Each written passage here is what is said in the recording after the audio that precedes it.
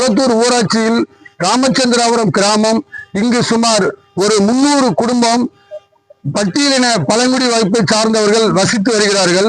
இந்த மக்களுக்கு கடந்த 4 மாதங்களாக ரேஷன் உணவு, அரிசி, பொருள், மண்ணெண்ணெய் எதுவுமே வழங்காம நமது குளத்தூர் கூட்டுறவு சொசைட்டி, குளத்தூருடைய தொடக்க வேளாண்மை கூட்டுறவு சொசைட்டியிலிருந்து எந்த ஒரு பொருளுமே வழங்கப்படவில்லை.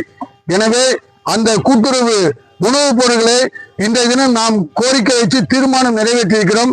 அதை நமது தூத்துக்குடி மாவட்டத்திற்கு புதிதாக மாவட்ட ஆட்சித்தலைவராக வந்திருக்கும் மாவட்ட ஆட்சித்தலைவர் அவர்கள் ஏகப்பட்ட பணிகளை சிறப்பாக உடனுக்குடன் செய்து மக்களுடைய அடிப்படை பிரச்சனையை உடனுக்குடன் தீர்த்து வைக்கிறார்கள். அவர்களிடமும் நான் இப்போது கோரிக்கை நாம் வைத்திருக்கிறோம். அவர்கள் மாவட்ட ஆட்சித்தலைவர் நிறைவேற்றுவதாக தகவல் கொடுத்திருக்கிறார்கள், உறுதி தெரிவித்திருக்கிறார்கள். அடுத்தபடியாக கடந்த ஆண்டு பாரத பிரதமருடைய திட்டத்திலே